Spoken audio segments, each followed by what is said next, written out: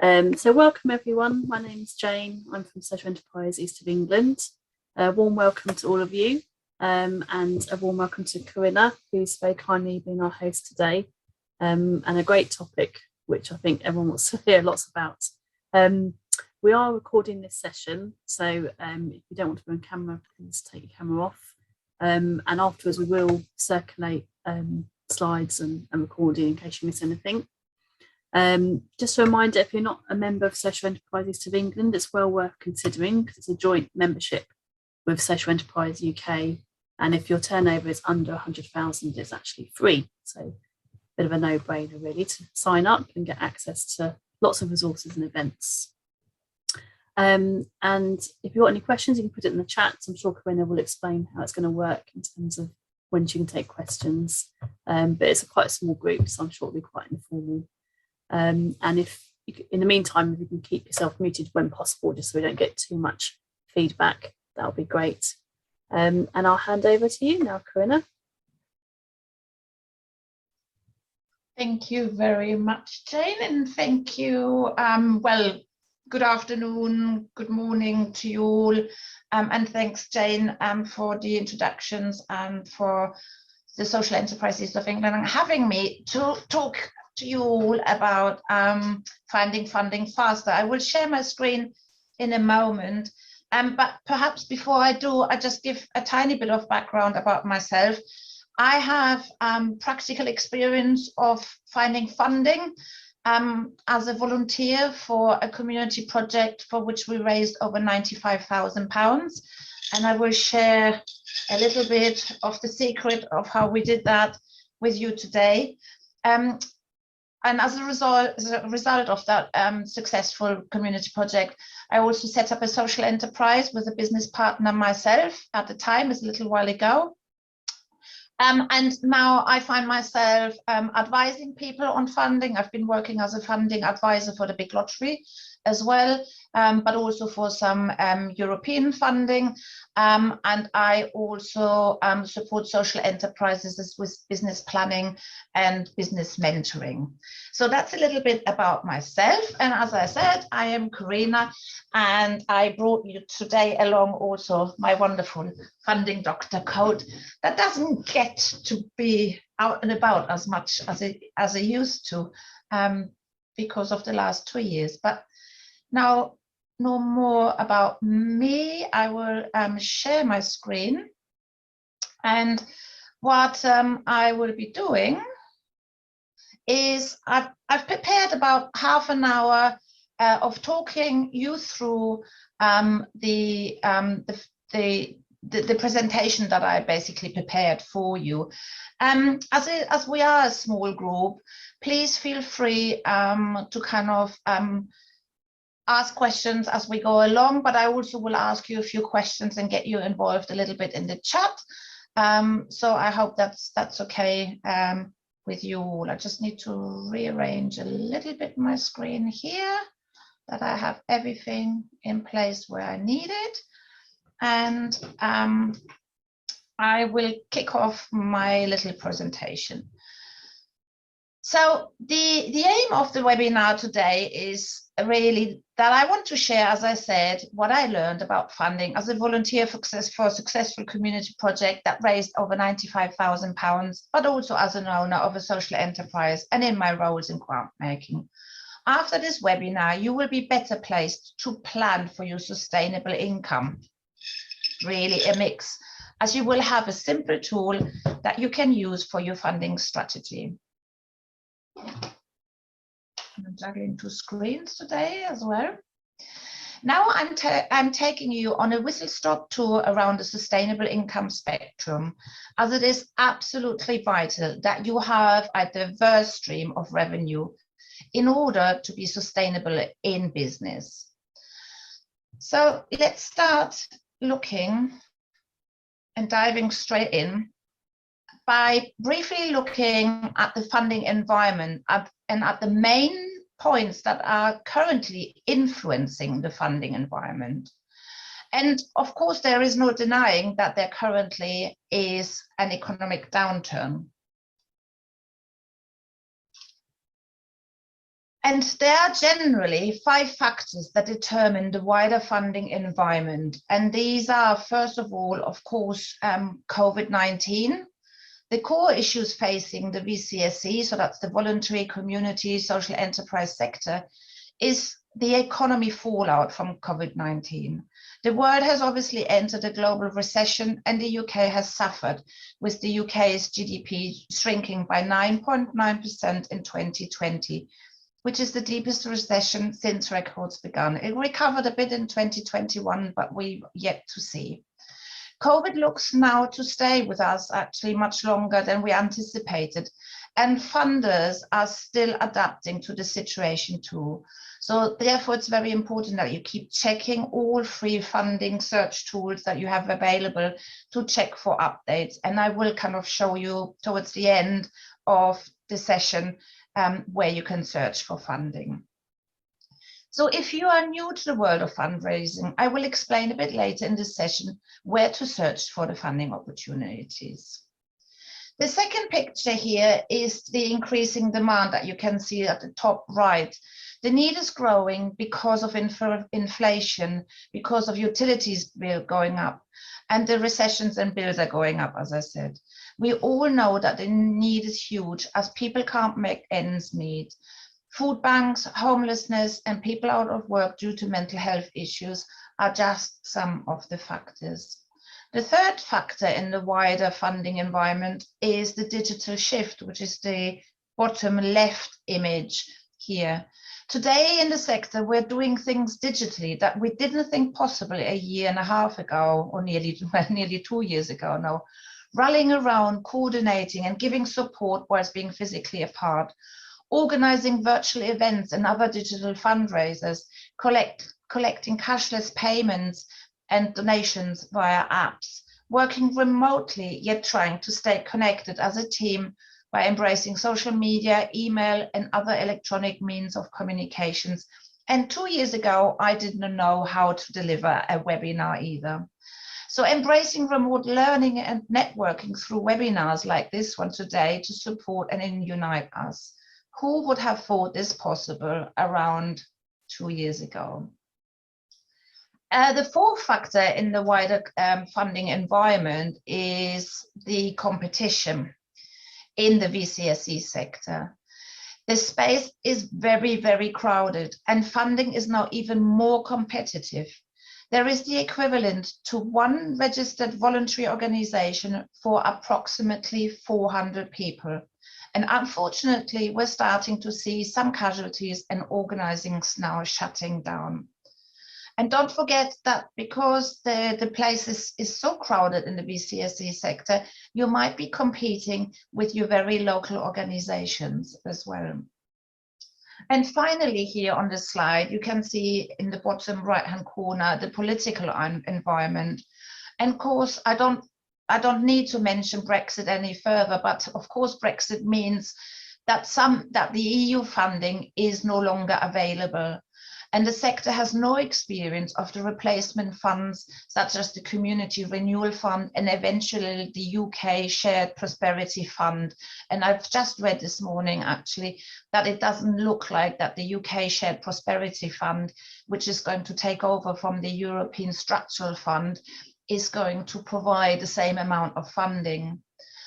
Also, from a political point of view, it's important to notice that the levelling up agenda is delayed and it's still quite unclear who will have the power and the money. This all means that the way we fundraise, communicate and access funding has been influenced by this rapid transformation.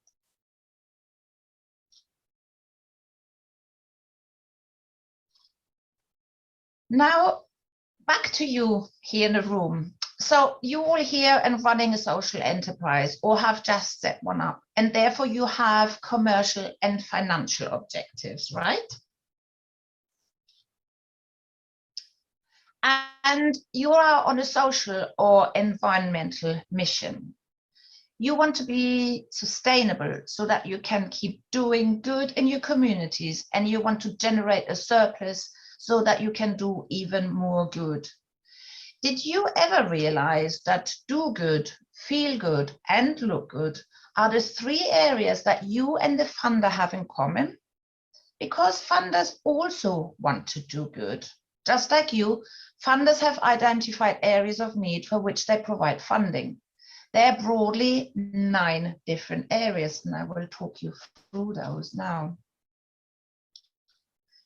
The first area of need that funders want to support is in relation again to COVID. Funders implemented as quickly as possible their programs as an emergency response to COVID, but that funding environment is still heavily influenced, and we will look at this in more detail later. The second area of need that funders are interested as well to support is food action, of course. But also, and that was obviously super relevant in the lockdowns during the pandemic, the earlier days of the pandemic. But food banks are in great demand, and food action is still so important, because of course now households have less buying power and often can't make ends meet. And food poverty, unfortunately, is something that we have. The third area of need is climate and the climate emergency. So environment, climate and green spaces, including gardens, parks, biodiversity. That also includes allotments, but waste and resources, pollution, recycling, energy, and a sharing economy. So that's one area that funders are interested in as well. The fourth area is around health and well-being. And again, that has been pushed to the forefront because of the pandemic. And that kind of group includes mental health, physical health, loneliness and isolation, disability, and sport. Then the fifth, that's the middle picture, is the economy. And that means that kind of includes sustaining jobs and employment. And because of the pandemic also, there has been quite a shift to hyper-local shopping and more online shopping due to COVID. And that is something that funders are interested in funding too. The sixth area of need and doing good that funders are interested in is the digital divide. Again, accelerated because of COVID. COVID has changed the work we shop, we interact, we fundraise, and this is looking very much like that it's got and here to stay now. The seventh area of doing good is the bottom left-hand corner that has been obviously accelerated by the Black Lives Matter movement in 2020, very early in the pandemic, and it's all around equality, rights, and social cohesion. Then the eighth one is education and training. And finally, but not in that order, that's not what's final, is arts and culture, music, cultural heritage, and libraries.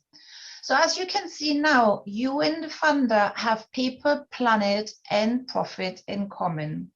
And if you want to attract funding successfully, it is really your job to find the right funder that has the same area of interest in common with you.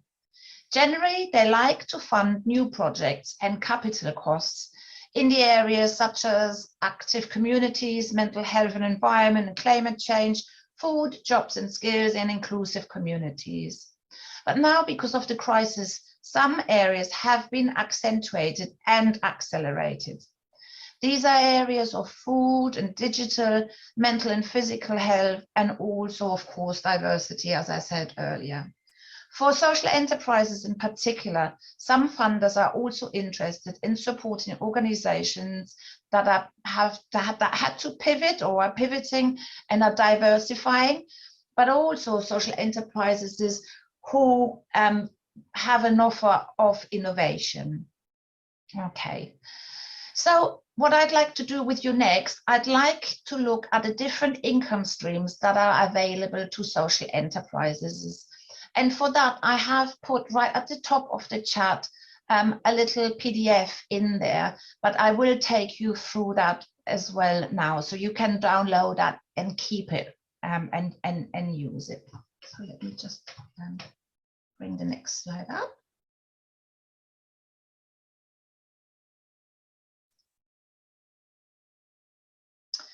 So this is the income spectrum for sustainable funding.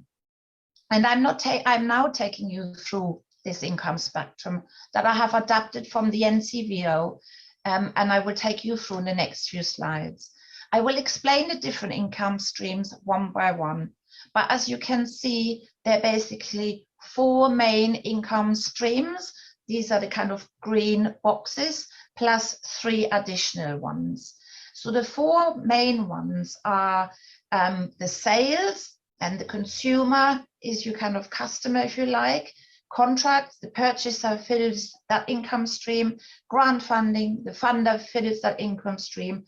And donation, the donor fills that income stream. And in addition, there is loans, shares, and crowdfunding.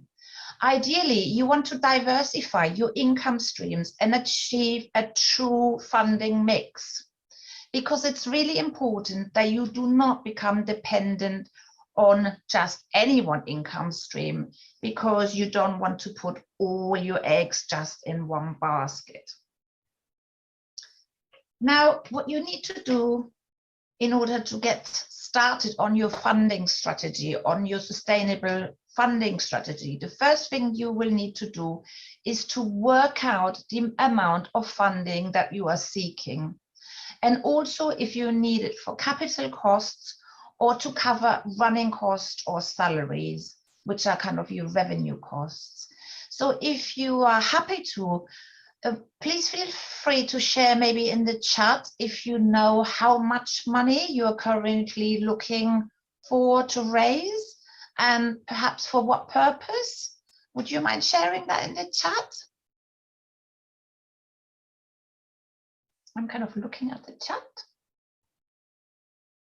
Anyone? Any ideas how much you need? If you don't, that's okay as well. Okay, but it's really important to get started with that. Okay, so here we have something in 350,000. That's a fair amount. And what's that for? Is that for capital? Is that you want to purchase, obviously make a big purchase? Amanda, would you mind sharing that with us? The organizational costs. Okay, interesting. Anyone else? Any figures? Okay, and here we have Lucy. We're looking to raise about 30,000 in order to develop software to make PDF editions of an open access books more accessible. Okay, interesting. So that's perhaps a bit more around innovation. Okay, so true investment. Excellent, interesting.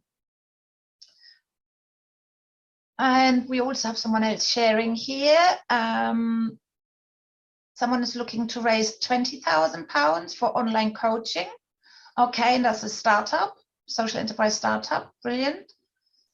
And then we have Rainbow Rural who are looking for 20K to help run a social farm whilst they're diversifying. Okay, brilliant, excellent. Okay, so now you've done the hardest bit. You kind of put down how much you actually want to raise. And now you want to look at the whole spectrum and think long and hard where your funding can actually come from. So let's dive a bit deeper, and let's look together at our first income stream, and the one of earning. So how can we earn an income? Well, what do you think? Of course, we can earn by selling. Now, quick in the chat, give me a few examples of what you are currently selling, but also feel free to unmute yourself if you're happy to be recorded. It's up to you. In the chat, or unmute yourself and tell us a few examples of what you're selling. So the rural farm is probably going to Go on. Hello, I'm Kevin. I'm from Rainbow Rural. Hi. We sell bucket walks where we invite people to bring their children round to feed the animals, and that helps pay towards our running costs. Okay. So you're selling food to feed the animals? And the access to the animals, yeah. And the access to the animal. Okay, so an entrance fee. Cool. Anyone else? I can say for C, we're most recently been saying our social impact toolbox is a new thing that we've been selling, which is quite different for C as an organisation. So it's a service or a toolbox. Yeah. Excellent. Then we have Lucy here who's sharing this chat. We sell paperback and hardback editions. Sorry, I have to go back. Of some academic books. Okay, so books, yeah. And the startup is selling not yet, and that's absolutely normal. But it will be mental nutrition and mental support, I guess, nutrition and physically focused course around greater well-being, so training. Okay. And Amanda's sharing that they have 3 charity shops, and we also have employment and training workshops with renovated, donated furniture, which we sell. Okay, excellent. So you're selling kind of training workshops possibly and furniture then. Okay, no problem about your microphone. Okay, that's some excellent examples there, and very diverse examples. So let's quickly have a little look. So selling goods and services to consumers and other businesses directly. This is basically what's called the open market.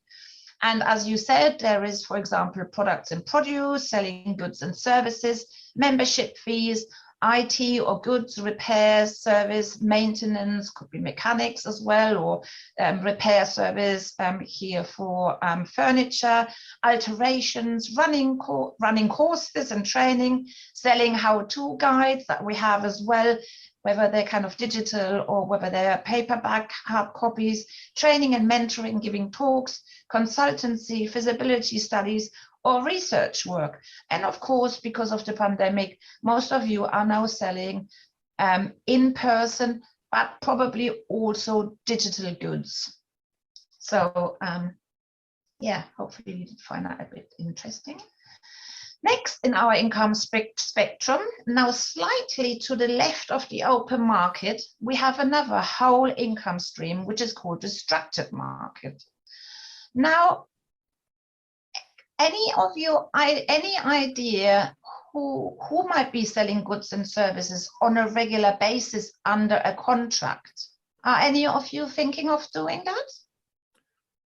It's Kevin again. We do offer spaces for schools. We've got a classroom, and we have special needs schools that come on a regular basis, and it's a contract. They come for a term. We also have contracts with individual young adults with learning difficulties. They pay to come and use our facility on a weekly basis, but we try and buy them in for a length of time.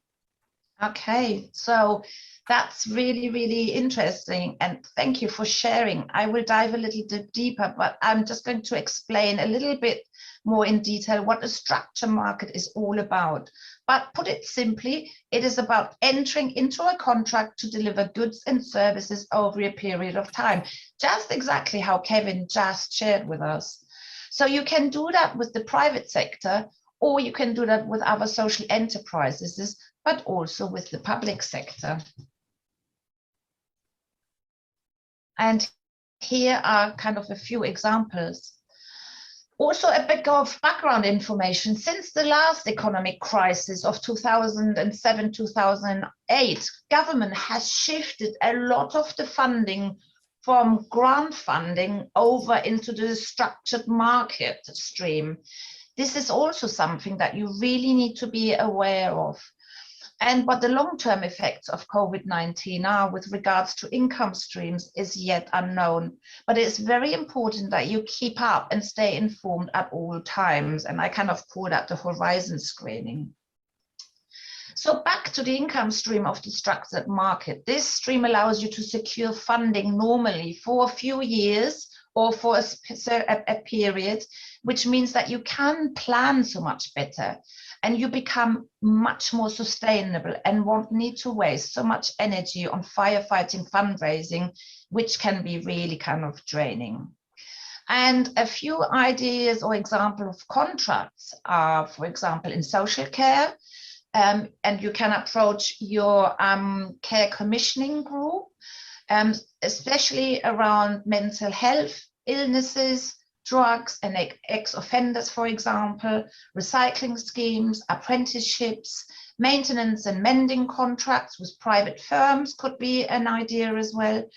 But making items that are needed on a regular basis could also be something, or selling services on a regular basis.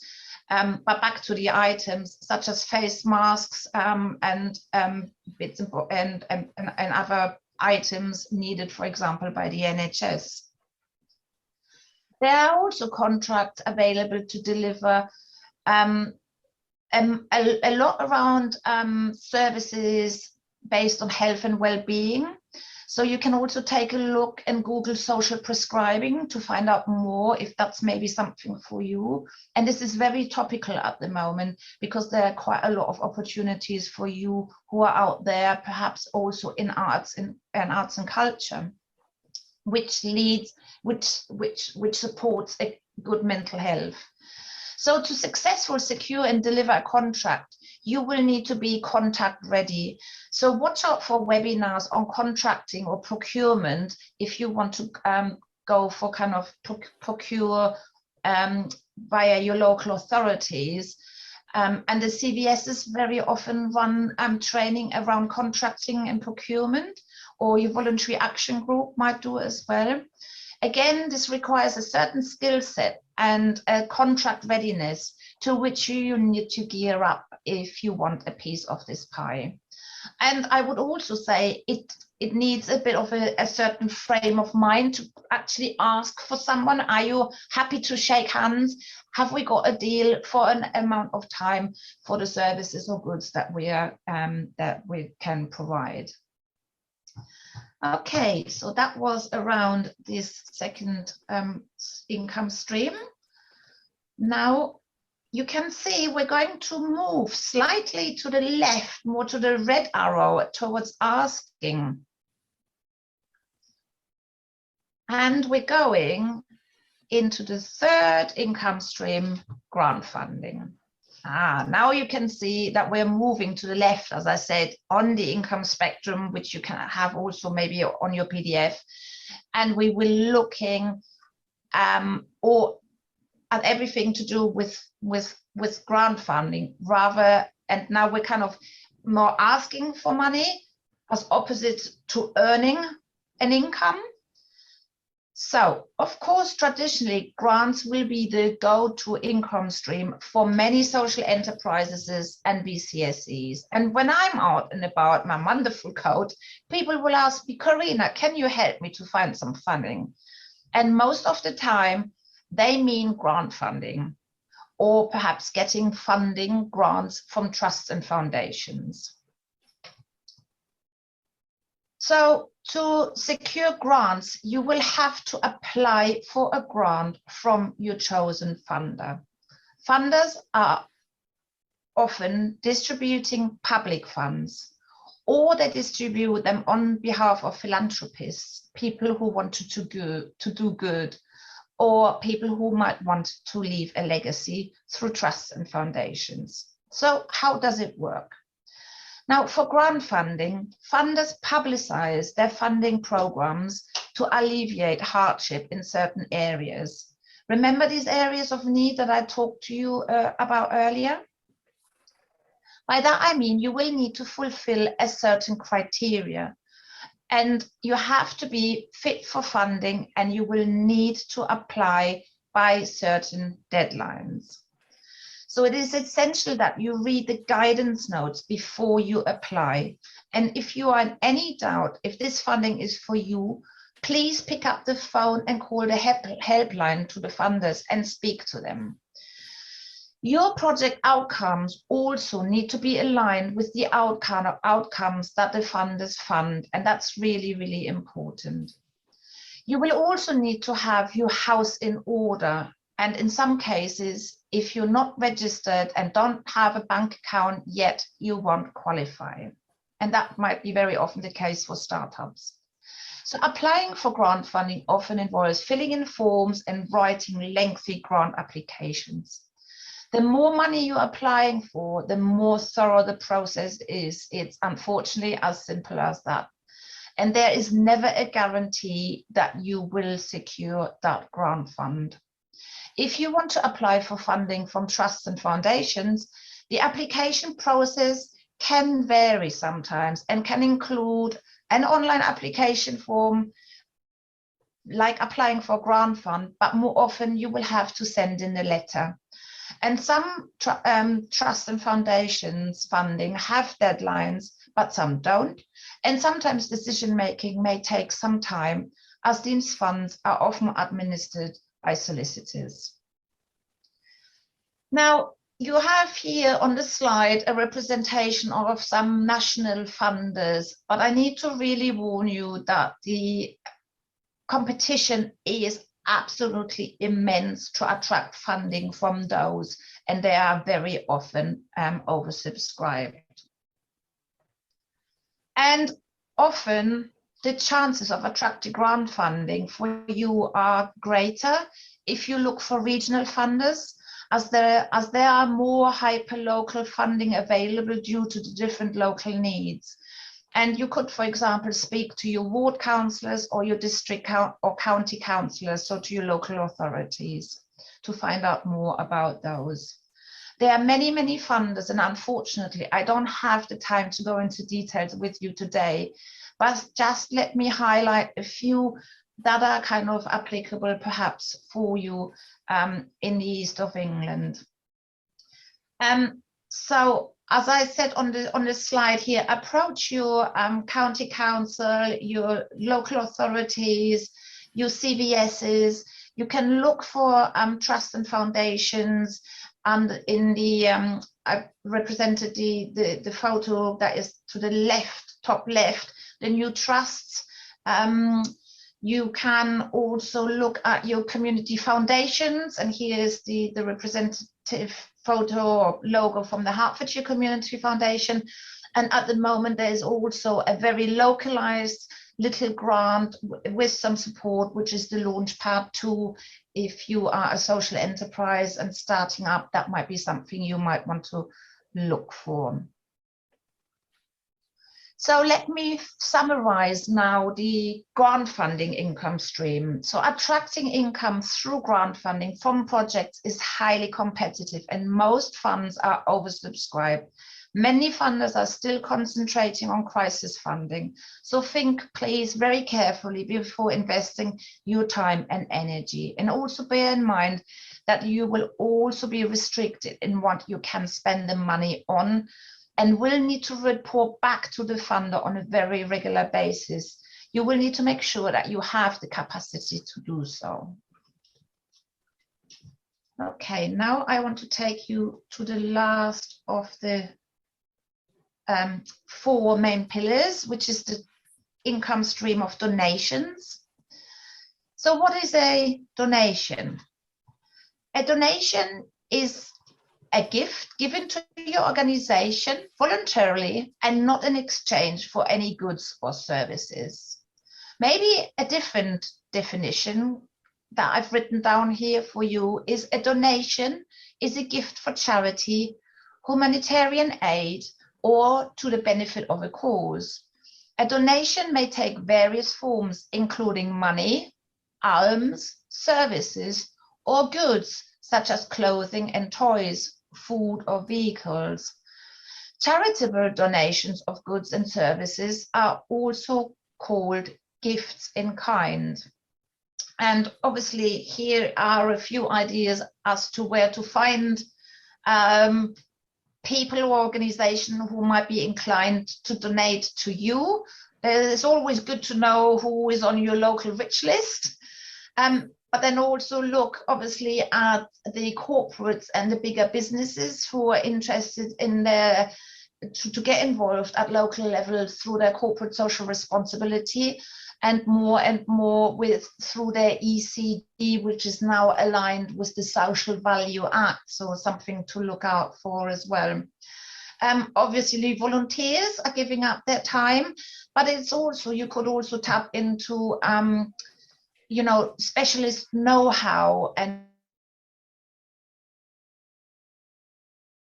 now, as we all know, obviously donating has gone digital, and I will talk about that a little bit more.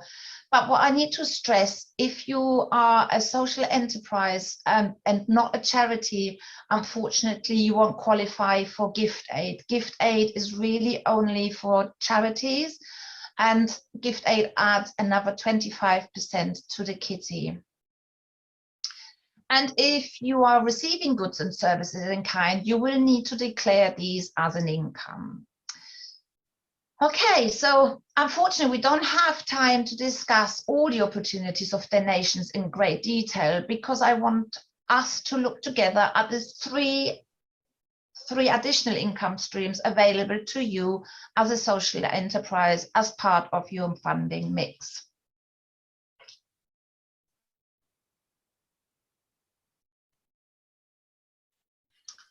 So we are going to now look at crowdfunding, shares and loans.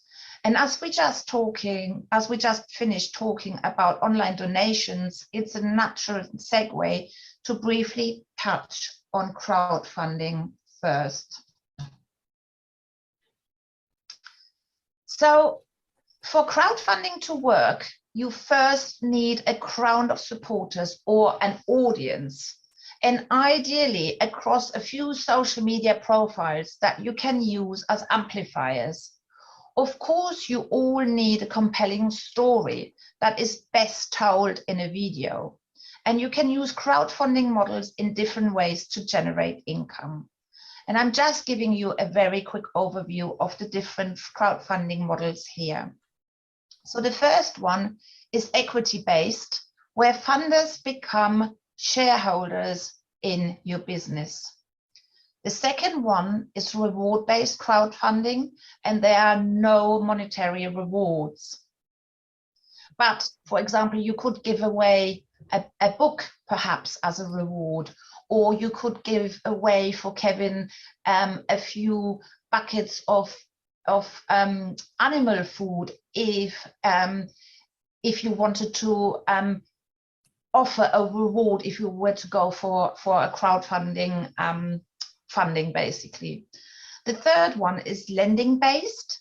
So the crowd lends money to a company with the understanding that the money will be repaid with interest. And you will also come across the term of peer-to-peer lending under this type. Also under this type, you might have social investment banks that you can attract through lending-based crowdfunding. And the fourth one is donation-based crowdfunding.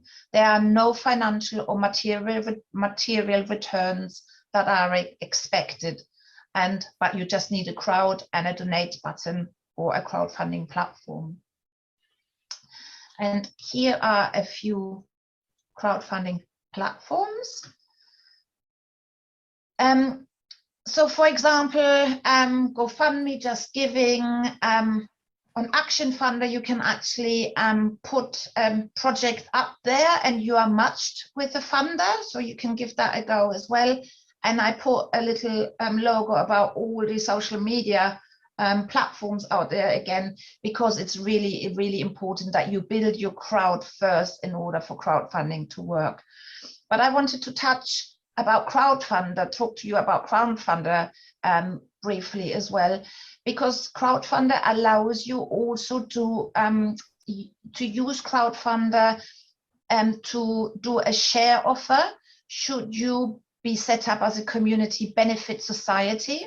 And I will very briefly explain how you can kind of generate cash through a share offer.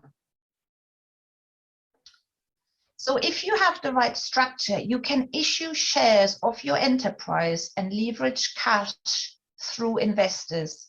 Investors will want to see a financial return for their investment. Cooperatives and community benefit societies will offer shares more as a membership offer, if you like. But there is also social lenders who will be going through crowdfunding platforms, and you can do a share offer that way. If you want to find out more around cooperatives and around community benefit societies, you can get in touch with the Hive and the Plunkett Foundation at the bottom.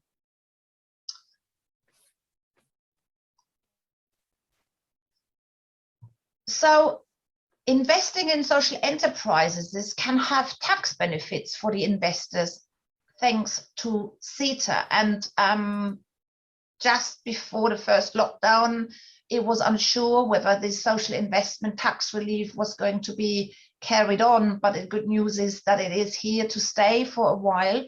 And it's basically the social investment tax relief, which is really interesting for investors and interesting for you if you're thinking about a share offer.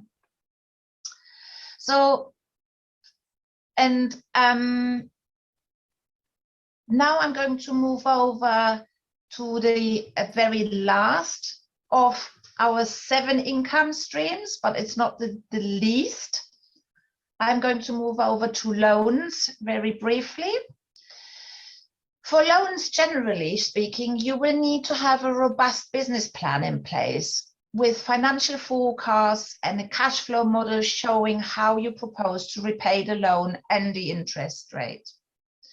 And yesterday, the Social Enterprise East of England ran a free webinar around business planning. So maybe you want to watch it back. Or, for example, if you are in East Hertfordshire, you could also approach Launchpad 2, who will support you through mentoring to write a business plan. So back to the loans. If you need to grow and want to acquire a building, for example, lending, borrowing money can really be an option for you because it just gives you greater flexibility when it comes to spending the money. But as I said, it requires entrepreneurial thinking.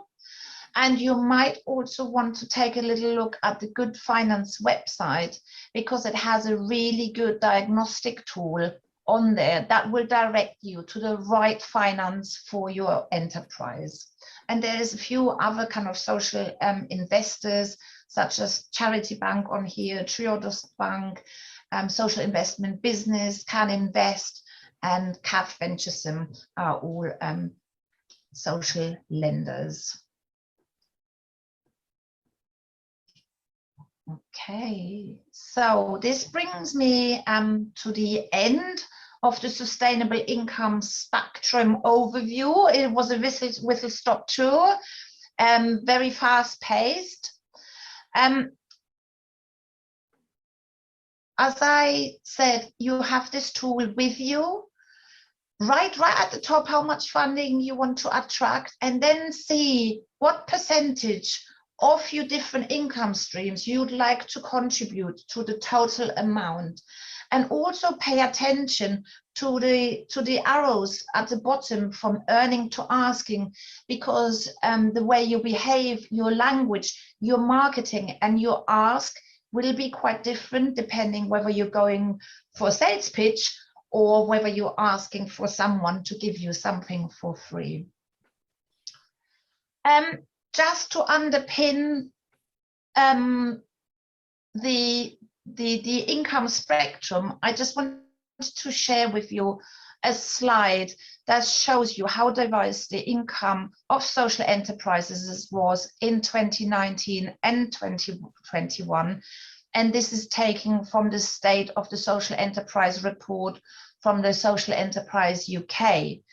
It shows that most of the income still comes from grants, closely followed by loans. But that also that there are mortgages, leasing and overdrafts that social enterprises are using as part of their sustainable funding mix, and they all contribute. So don't forget also to look for procurement opportunities, as I said earlier, via the procurement portals. And I really invite you to use today's learning to look at your strategy and to integrate different funding streams going forward, to truly think of a sustainable funding mix, as is this what makes your project, what made the project that I got involved in successful.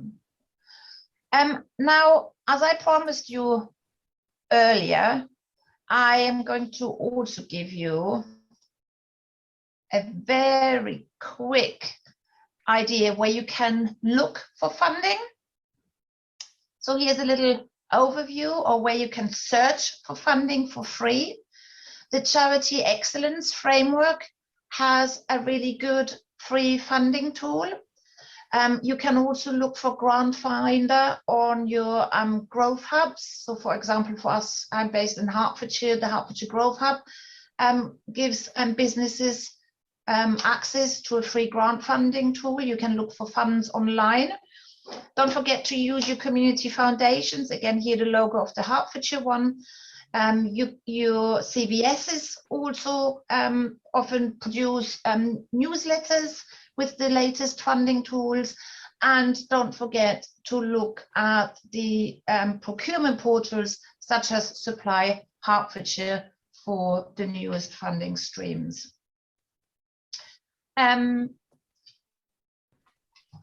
Also, I promised you to tell you where you can get more support from.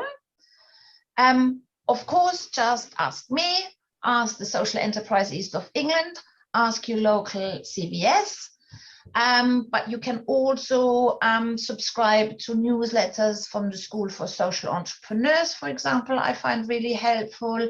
Unlimited has an awful lot of resources on their website for free. The NCVO, especially with their know-how, non-profit, is full of super great tips, tools that you could need. My community that sits under locality, again, has lots of tips and ideas and tools that help you with finding funding faster.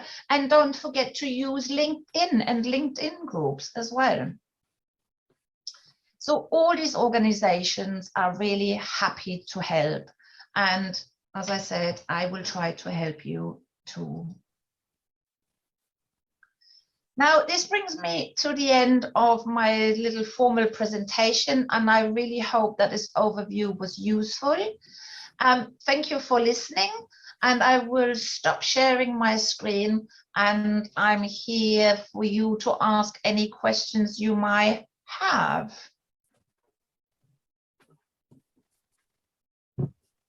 So. Thanks, Corinna. Any questions from anyone? You're very welcome. It was very fast, so I do understand as well if you're just like overwhelmed. So, oh my God, Corinna, that was a lot.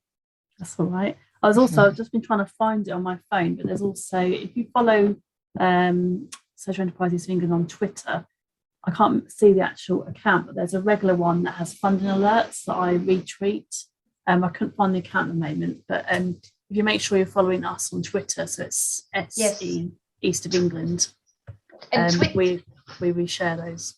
Yeah, Twitter is a really good tool to come across new funding streams, deadlines, but generally to be aware of any events. When funders often come out as well and run events, they run digital virtual funding events now as well. Meet the funder. So yeah, look out on Twitter for all of that. Any questions, anyone? If if you come away and think, oh, there's something I didn't quite get, Corinna, as a little offer for the SAEEE members, I'm also happy to do a little kind of half-hour funding doctor surgery with you, for which I will put my lovely coat on again, which we can do obviously virtual. So get in touch. Thanks, Corinna, so much for your help. Yeah, I just put in there about Barrow Cadbury because they're quite a big funder of the sector, so it's well worth seeing when they put news alerts out for funding pots. So thank you so much, Corinna, for your time and expertise.